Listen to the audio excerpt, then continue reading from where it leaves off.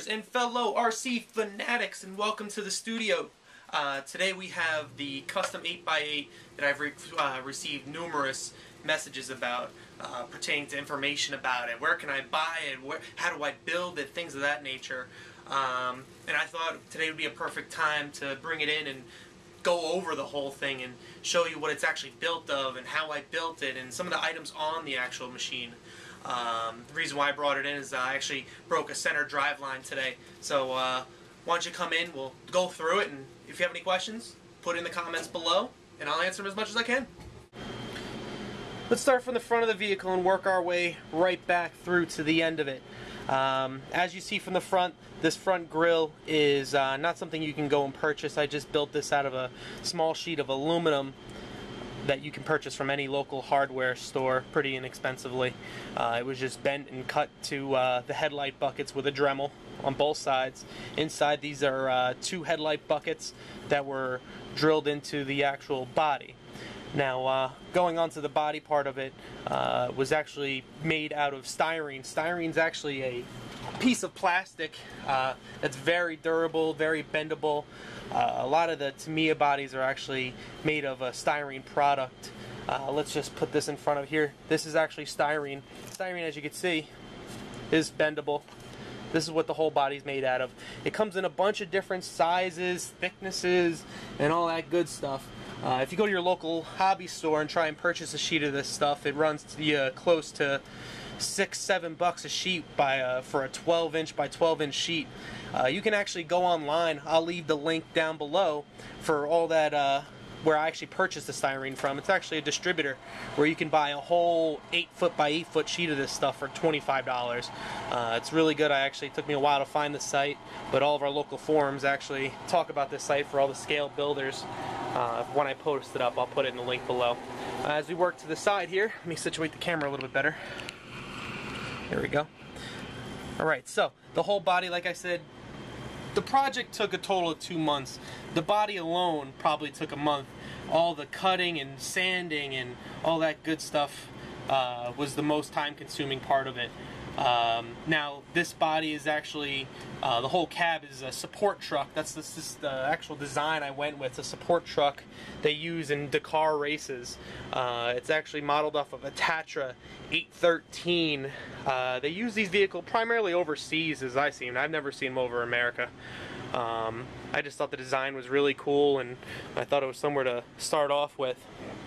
A lot of people say, there's no interior, especially some of my RC buddies. I'm sure you guys are going to see this video and you'll bust my chops about it. But really, I had no need for an interior on this vehicle. You know, it's going to be out in the sand, the dirt, the mud, the snow as it was today, and it's just, I'm not that into big of detail, so I said we'll just leave it out. Plus, the access screws to take this body out are located one in the front and one in the back, and it's just easier for me to get out of this thing. The tow chain mounts right to the top rack, which comes down and is actually tied right into the frame, so I can actually pull a heavier load without it actually snapping the bumper supports or anything of that nature. So we'll put this right back up here. Alright, so we'll work our way back.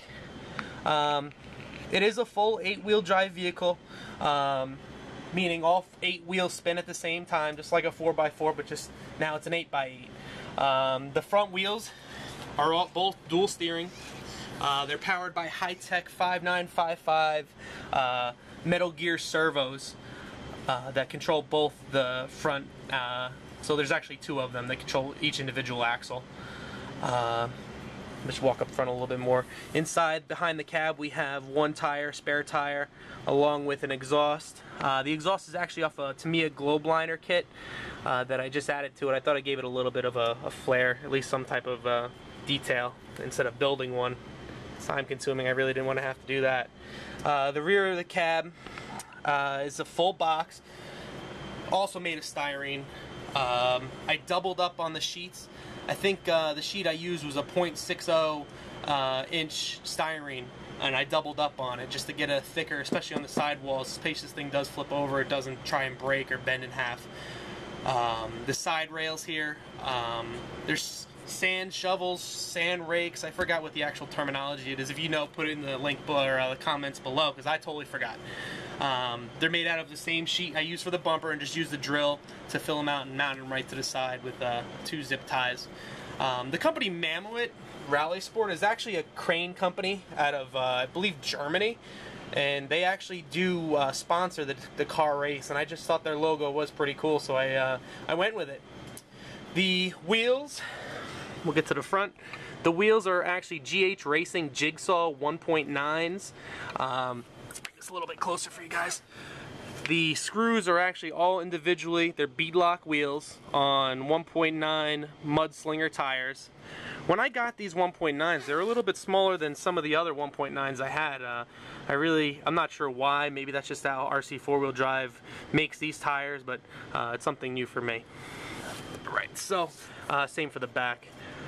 In the back of the vehicle, put this thing around for you. The back of the vehicle, we have 2 brake lights. The bumper's made out of aluminum also. Small little flat bumper. The tow chain in the back is also mounted to the top. It's mounted to the frame also for the rear, so it doesn't actually pull on the bumper. 2 tires on back. There are a total of 20 tires and wheels on this vehicle once it's all said and done. There's 2 missing off the top of it right now. I actually have them on the other side of the table. Which seems like a lot, but these support trucks actually have to carry the tire for all the trucks they run in those rally sport races. On the bottom of this vehicle, set this down, we can actually flip it towards you guys. Alright, so on the undercarriage of this vehicle, we have 4 axles, axial SCX10 axles. 2 of them are center drive, so the center drive shafts. These have to be converted from 2 output shafts with 1 mesh gearing in the middle with 2 output cases, which is a pretty easy conversion. It's not too bad. Maybe one of these days I'll actually do it for you. You can find the links on the internet. It took me a while to actually find some links to it and to actually figure it out, but you know, if anyone has a problem with that or you want me to, I can make a video for you guys with no problem. The axles are all SCX10 axles. They had to be trimmed down to fit between the spacing. Along with, I didn't want to go with a 4-link or a 3-link setup. I went with a leaf spring setup. I've never really dealt with leaf springs, so I thought it would be something new to actually try. The shocks are Tamiya high lift shocks. They were pretty inexpensive. Some of them run especially the RC 4-wheel drive shocks, and I had to buy 8 of them, so I didn't actually want to go too expensive. I think 4 of them ran almost 35 bucks, which isn't pretty expensive, and they've been pretty durable. They haven't been too bad, so thumbs up for that. So let's work our way to the chassis. Let's see if we can get a better view for you. The chassis is a 3/4 inch C-channel aluminum. The side bracket here for the transfer case, which inside there is a transfer case, 1 in, 2 out, RC 4-wheel drive. This is made of Delrin. The bottom skid plate is a aluminum.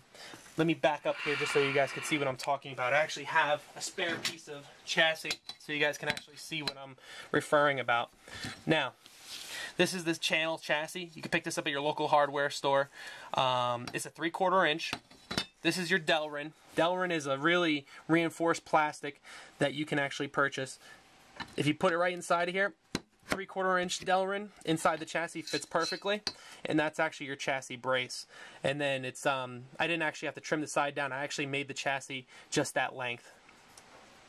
The Delrin you could purchase on eBay. I purchased these blocks for about $8 a piece. So let's move this along a little bit. The top of the vehicle. Let's back this up. Get a better view for you guys. Okay, so let's take these tires off. These tires come off pretty easily. So let's chuck these out to the side. These out of here. Alright, so on the inside of the vehicle is actually powered by a Hobby Wing 2000 kV 8-scale brushless motor, along with a waterproof ESC, which comes with a program card. The program card is pretty good because, like I said, you don't have to push any buttons on it. You just connect this program card and can change drag, brake, and all that good stuff. Plus, the ESC is already waterproof. Why not go with this? I think that ran 160.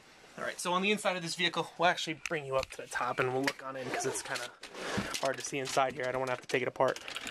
So on the inside we have the 8 scale brushless motor, a Summit 2-speed transmission with a micro servo from High-Tech, which is the shifting servo for high to low gear. Inside here we have the Hobbywing SC8 waterproof servo, ESC, which so far has been good. It comes with a working fan. Inside there, it is all powered by, it's kind of hard to see, a Spectrum DX3S, and it is all powered by a 4S battery. This one's kind of beat up, but I just threw it in there to use it. 4S does seem a lot for any axial product, but for this it's being powered by 4 axles, which that's why I went with the 8th scale brushless motor. But overall, guys, that's a pretty rundown on this vehicle. Any other questions that you may have about it, I'll put the link in down below of the build thread I put on RC Crawler and scale 4x4 threads to see if you guys want to see the build, actually how I built it, which is a pretty cool little thing to look at.